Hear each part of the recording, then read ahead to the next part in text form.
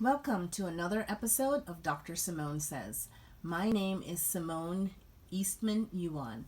I am a medical doctor with sickle cell disorder. I am also the best-selling author of the books All Rise, The Sickle Cell Community versus the Medical Establishment, and A Doctor in a Patient's Body, Dreaming Big with Sickle Cell Disease and Chronic Pain. These days, I like to spend my time making sure that every sickle cell survivor becomes a sickle cell thriver because it matters that we live well. Hello, everyone. Welcome to part two of Is love possible with sickle cell? Yes. And so this is Dr. Simone again, and I'm Anakin. aka hubby, in front of the camera. These are beautiful moments. So tonight we're gonna talk about part two of the series. So remember, the series is part one, love of God; part two, love of self; part three, platonic; and then part four, romantic, which I know is what y'all want to get to, but like I said, it's a journey to get there. And this part is particularly important. Who we are before we come to the table to any relationship, whether it's a relationship with a friend, like a platonic relationship, or a romantic relationship. Who we are matters. And so wanted to give you guys a little bit of background on both of us. And my husband decided that I should go first, and that'll jog his memory. so, so I think I will start with growing up. Growing up, I was very insecure child because of a lot of turbulence in my life, and out of respect for people involved and things like that, I won't get into that part so much, but to say that it really impacted me in terms of what I saw and what I decided I wanted for myself. Like I'd say, when I grow up, I'm gonna marry this person, or when I grow up, I'm not gonna be like you, or when I grow up, I'm gonna be this. What you see as a child really does impact you, either to fall right into the same dysfunctional patterns, or to break the patterns and go, I don't want to be that, right? And so I would daydream of like being in class and like the doors break open and my real family came and said, "Where's Simone? We're looking for Simone. She's actually from this grand, wealthy family that has food." Oh wait, kind of like coming to America, Eddie Murphy. I had Eddie Murphy. I made Eddie Murphy in my mind entrance before I ever saw Eddie Murphy. Okay. The grand entrance. I daydreamed Eddie Murphy. I daydreamed coming to America before it For those of you who are too young, 1984 production, Coming to America, with James Earl Jones and Eddie Murphy, Arsenio Hall. So anyway, James Earl Yes. Jones arrives, in Manhattan, to rescue, His the son. But anyway, But okay, so mine wasn't as grand. Okay, I wasn't royalty or anything, but I was definitely from a wealthy family. I had, and I was definitely a wanted child. Like they were looking for me, and I mattered. And then when they threw open the doors, they found me. They would just whisk me away, and I would be in my rightful universe. That's, I kid you not.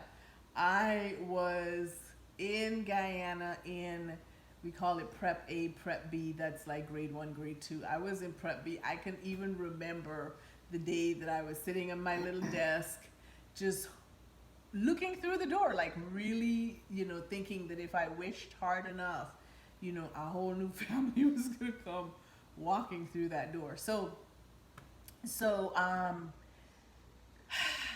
but that didn't happen, and that was okay. In fact, it taught me. I'm glad that didn't happen in some ways because it taught me that I had a lot of love.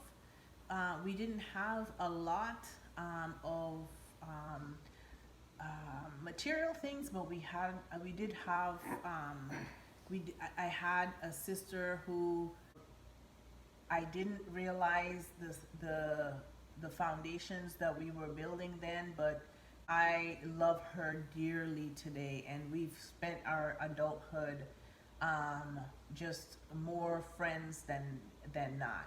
Let's just say we have a fight here and there, but we always knew we were dearly loved by each other, and and not always having enough actually taught me how to manage the little that we did have.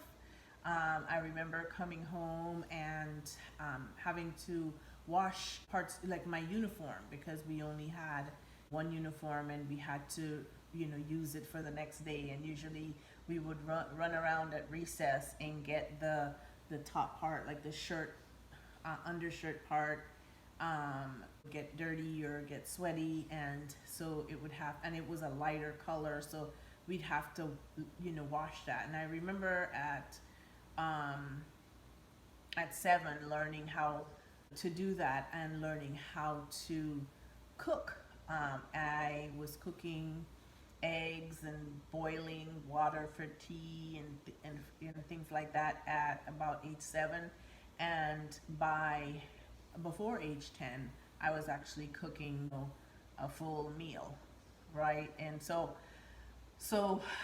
that's kind of the environment that I grew up in, and it taught me to be very independent at a very young age. It was me and my younger sister, so I automatically assumed responsibility for my sister, and so that kind of put me in a role of leadership at a young age. But I also was very unsure of the world. I moved here when I was 13 and a half to the United States, and it was a very big change for me. I didn't acclimate very well.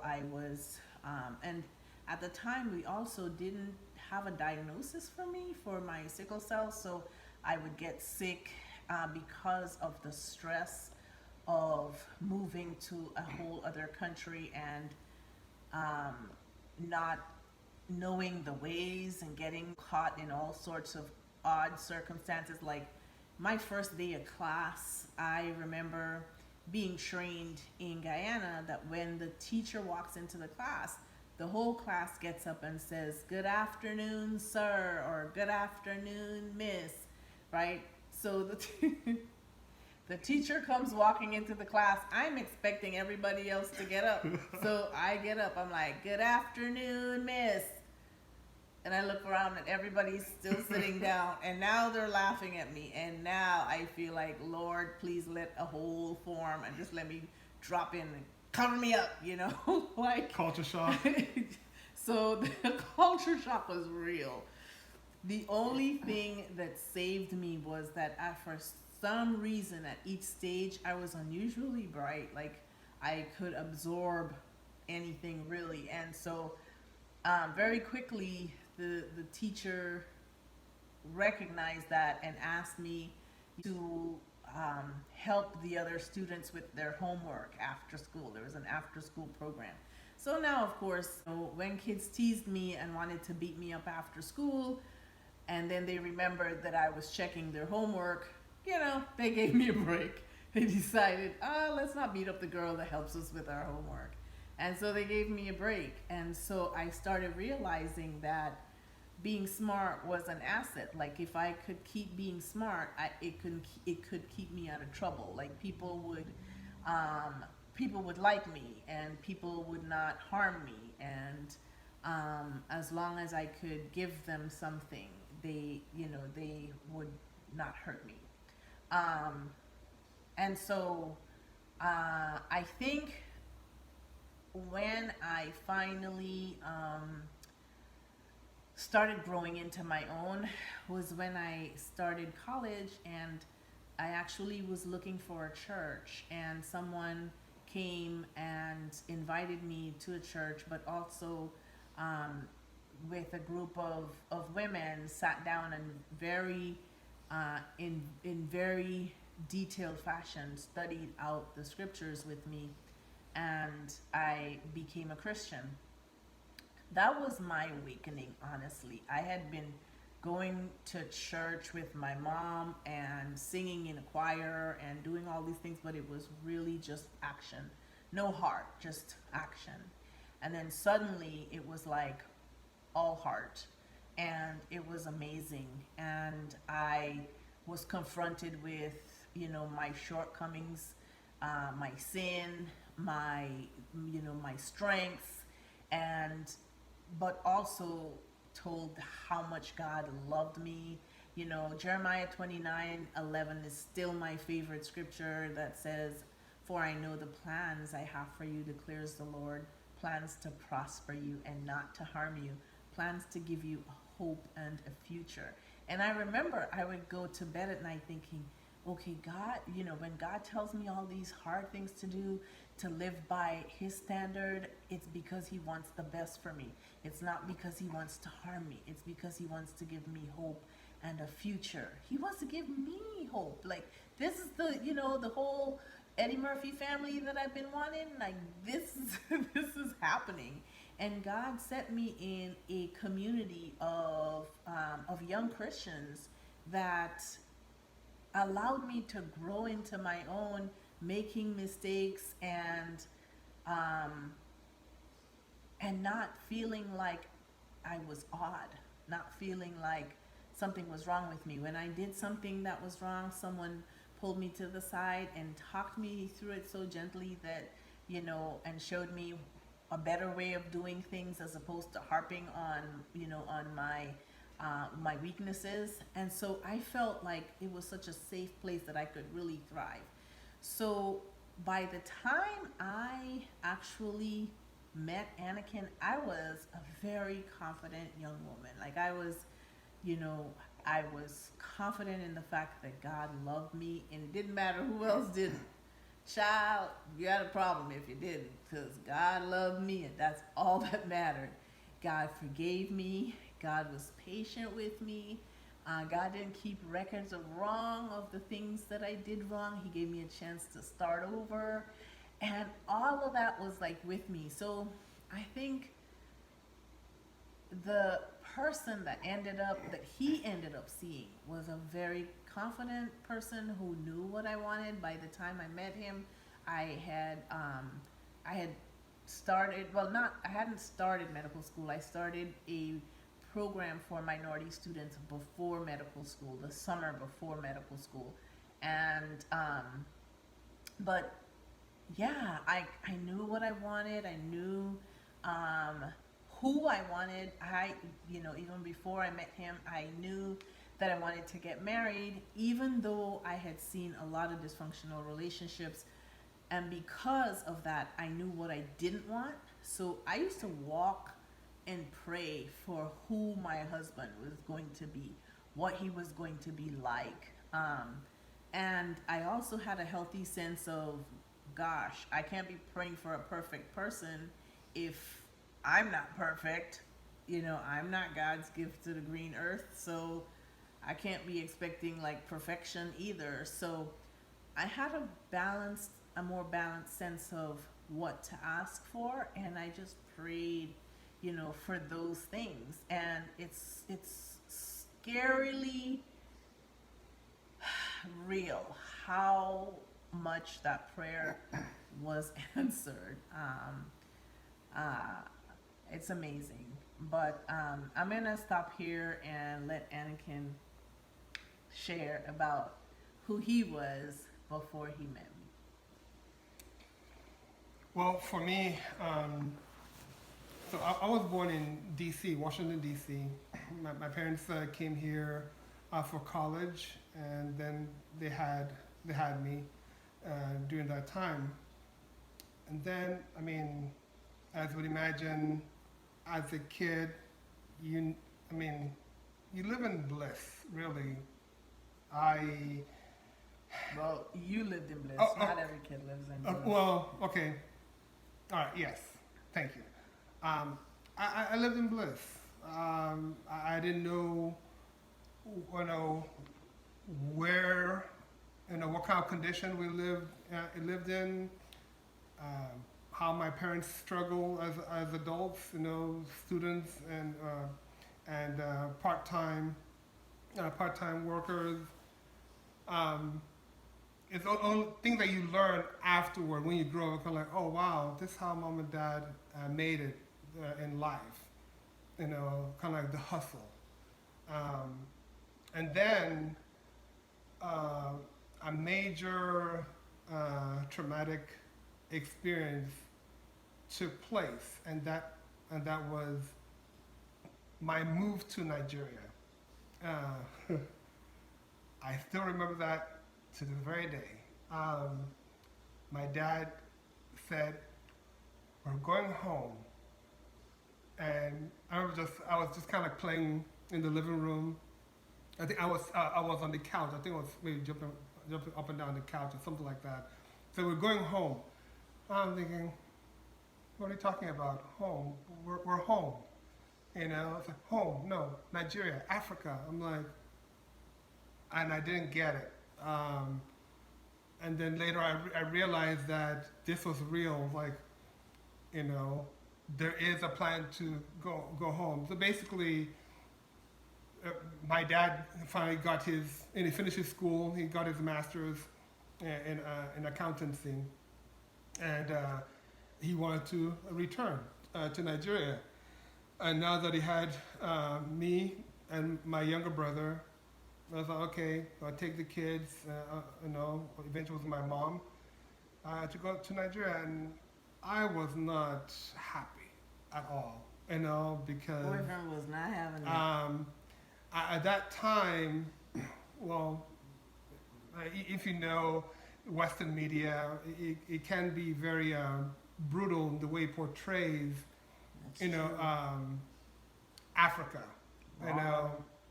Africa or non-Western societies, and so those images stayed with me. Kind of like, I don't want to go, It's almost like you're going to the land of maybe monsters or something like that. But anyway, but I remember going when I left. It was very challenging, and mom didn't come because mom still had a semester of school to complete. So it was just me, dad, and my younger brother. Experiencing Nigeria was a different ballgame. The culture shock was off the chart. So the move to Nigeria, I think slowly but surely toughened me up. Learning to adapt to a different environment.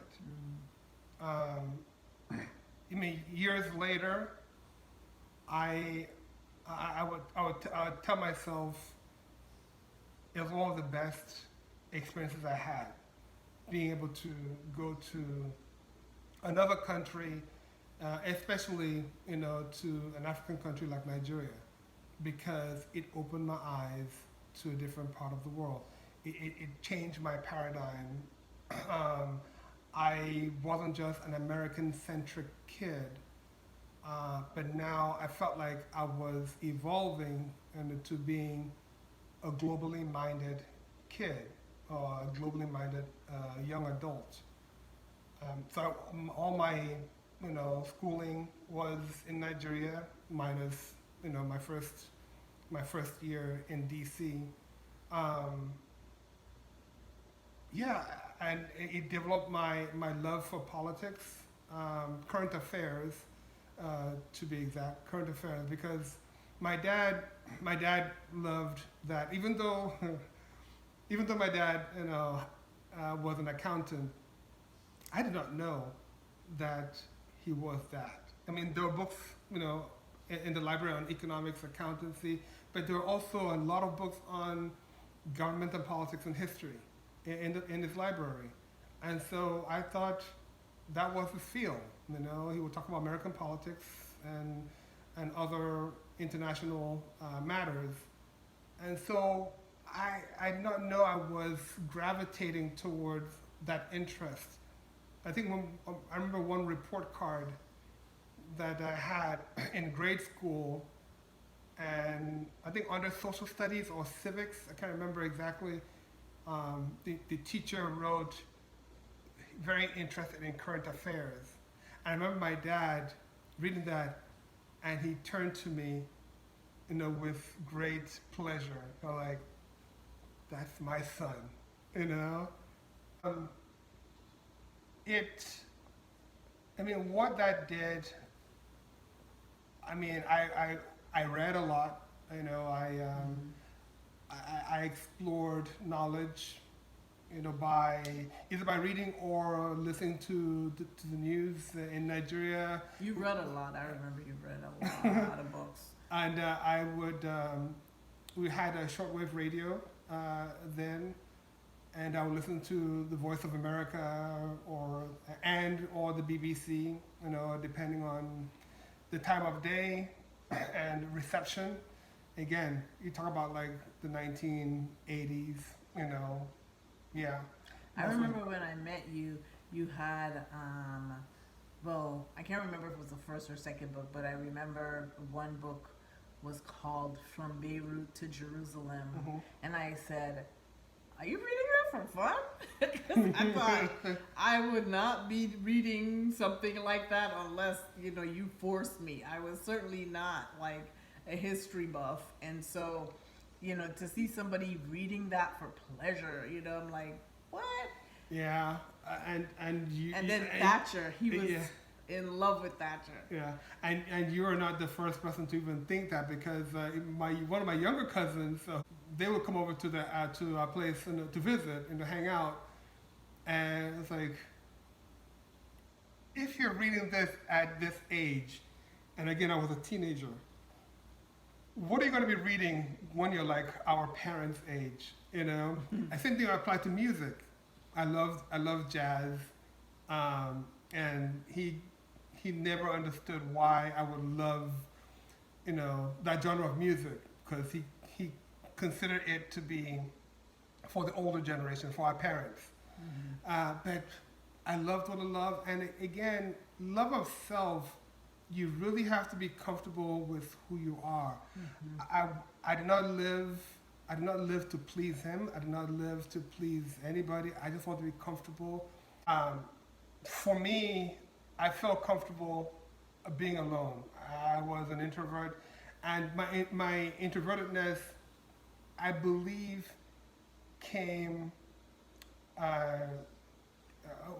was created by the transition to Nigeria. So I shut down. I sort of like built a cocoon of sort, Again, I was 7 years old. My parents did tell me years later that if I was older, they would have left me behind, But because I was so young, I was 7. They had no choice but to, bring me, which it makes sense. It makes sense.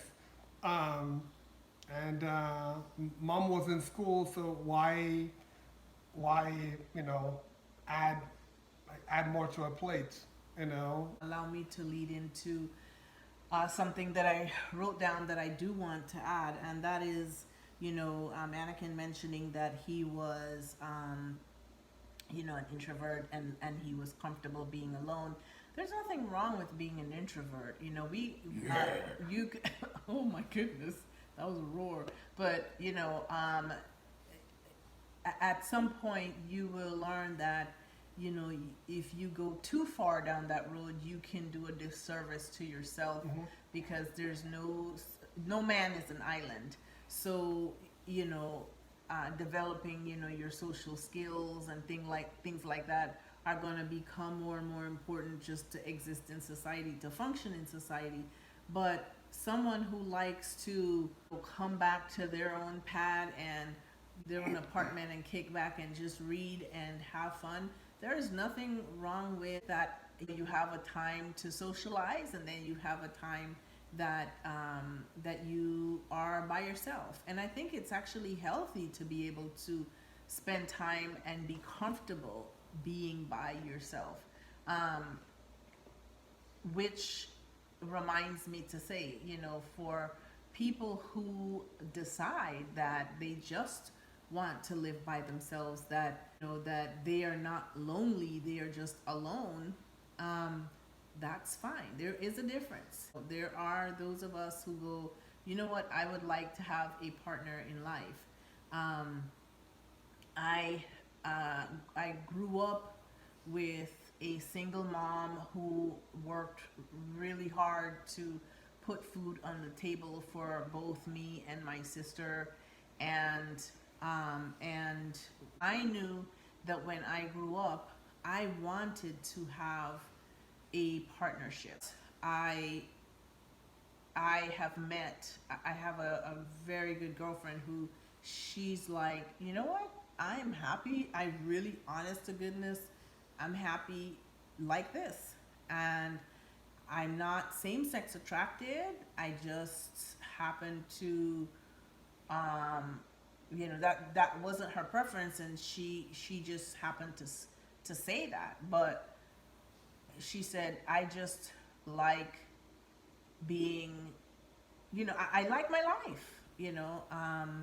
She said, if I meet someone and something changes, fine. But if nothing changes, fine.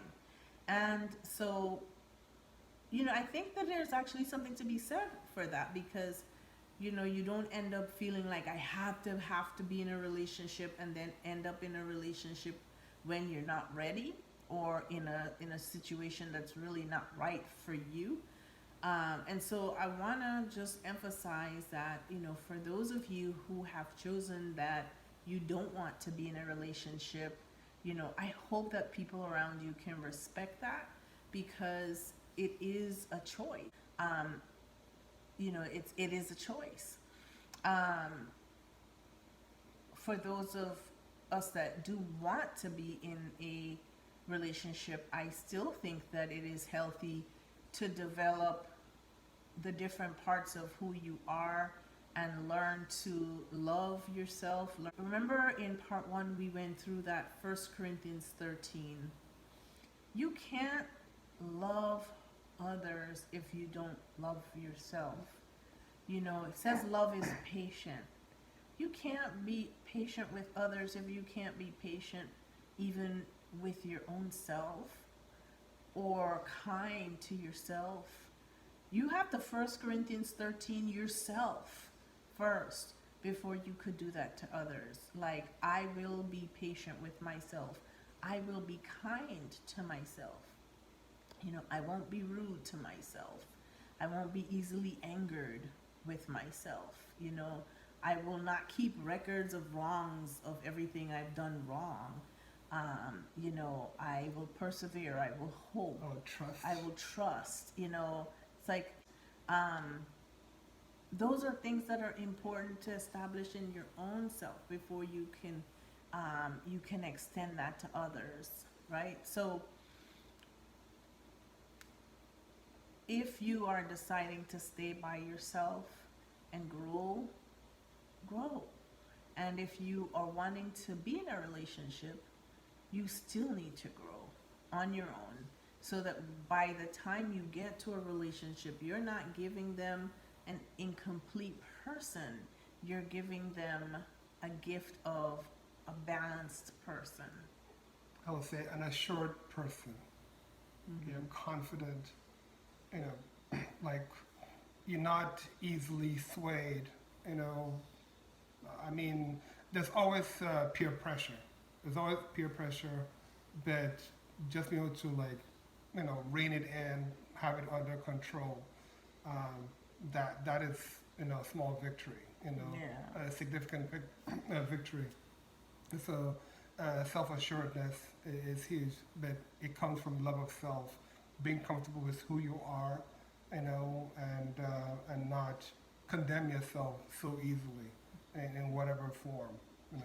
Which reminds me too, not only not condemning yourself, but advocating for yourself. Like, it is okay to say what's good about you. Sometimes we're taught so much. I mean, it's like we overcorrect. Like, don't be proud, don't be boastful, don't be, consider others better than yourself. You could hear that to the point that if you don't take that in the right way, you could end up not seeing the awesome you that God made, and not advocating or celebrating that awesome you that God made. And so it's a line, obviously. You want to be confident without being cocky, Without being conceited. without being conceited. But you do want to be confident in who you are and in who God made you, and recognize where it's coming from, that you're this way because you were created, you were given the gift of being this way. So I think that's important too, because not everybody, no one is going. I remember hearing someone say, it was this show, like, sing it, honey, because the world won't sing it for you. You got to sing it for yourself. And it was about, putting your best foot forward. Like, if you don't, if you don't do a good job of selling yourself, the world won't, do it for you, type of thing. Like if you don't toot your horn. Yeah. Like, you gotta, toot your horn because the world. Nobody's gonna toot. And of course, there's a balance to that. Okay, I'm not saying obliterate everybody else and make them feel small in the room. That's not cool either. But you can celebrate yourself and celebrate others at the same time, and that is when you know that you're maturing. When you could, without feeling flustered of your own abilities, celebrate the abilities of other people around you. That's when you know that you're growing. And so those are things that are important to know who you are, to know, to grow in those things, so that when you finally are there. And listen, we are talking about these things, and we were aspiring to be those things when we met, but we certainly did not arrive. Okay, and so we still had growing to do, and we still continued to do that even after we met each other. But since this episode is about who we were as by ourselves, thank you, who we were individually, I'm focusing on that right now. And let me make sure that there were some things that I wrote down, things that when Anakin first, and I don't want to go into this too much because I might end up transitioning over to platonic, but I remember when he first met me, and I think he took me to a party or something, and he said, I like you, like you don't have to be babysat, like you don't know a lot of people, but you explain it. Like, you said you liked the fact that we went to a party and it didn't so she, I think I had mentioned that she moved to California, from New York via Los Angeles, and the Bay Area was my turf, if I'm to put it that way, because I was there first, and I knew more people. So whenever, and we're part of a big church family, a church community, and when she came, just to make sure that she felt comfortable, that she did not feel lost, because of everybody being new to her, everybody's a stranger. I kept looking at her and see if she was the person who would initiate conversation, go up to people and introduce ourselves. And I was impressed. I was impressed because girlfriend handled herself, quite well. I didn't have to babysit her. I didn't have to walk her, hold her hand and say, hey, this is Simone, and this is so and so. I know she could do it herself. So while I'm, chatting with somebody here, she go around meeting other people, just trying to get acquainted with the new faces in the area because this was her new home, at least for the next, 4 or 5 years at a time. So that's what I would say. Yeah. Yeah, yeah. And then I remember you telling me that you liked that I had dreams or Yeah. plans or. Yeah. That she had ambition, and she knew the direction she was embarking on. So that was noticeable. That's noticeable. Yeah. I just thought he was a nerd. He was always reading something he always had like a big thick book. Thatcher, it looked like a big Bible, and he was reading it as leisure. Discovering knowledge. And that was really something impressive because it seemed like I could bring up any topic and the guy would just I was good at science and I was comfortable knowing that I was good at science, but I couldn't honestly say that I was that well-rounded. Who was that well-rounded person? And so, that one. that one. Years later, I was always thinking, if I'm going to a situation where I don't know what they're going to talk about, bring him, because he could talk about a little of everything and feel comfortable. A country's economy, the Ayatollah Khomeini overthrowing the Shah of Iran. He would just tell me about so many things, So yeah, he was definitely more a balanced, well-rounded person, and I was very impressed by that. I was always impressed by someone who had a thirst for knowledge, and so that was impressive to me. I remember on campus, talking about Indian politics to Indian students. Yeah. And they said that they didn't even know that much about Indian their politics. own Indian politics. Yeah. But yeah, knowledge is cool, and I credit my dad. Because my dad talked a lot about the politics, and Indian politics wasn't far from his lips, especially following the Nehru-Gandhi dynasty. But anyway, not to get that specific, but The bottom line is he was always reading something, and something I didn't know. So I was always learning something, and I thought that was fantastic. But I hope that, listen, we're just sharing our lives with you in the hope that you can find something, a little bit, right? How much can we share in this short period?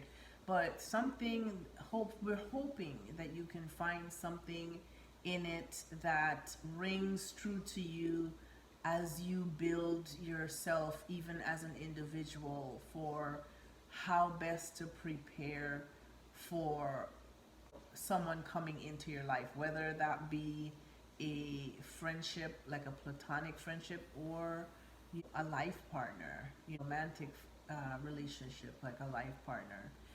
Because it does matter how you go into that relationship.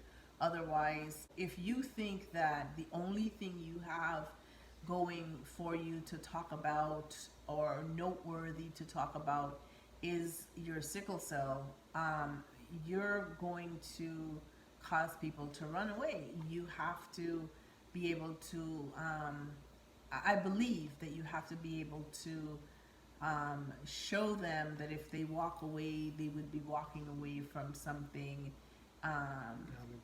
valuable. And they won't know that unless they get a chance to meet that part of you first, before, or certainly not have the very only or the only part of you, be introduced, is like a big S on your forehead for sickle cell.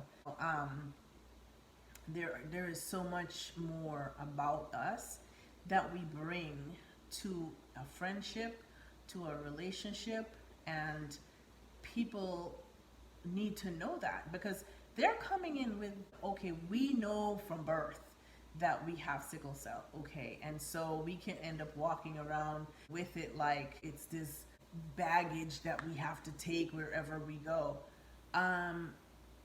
Guess what? People have things in their lives too, and some of those things don't happen right away.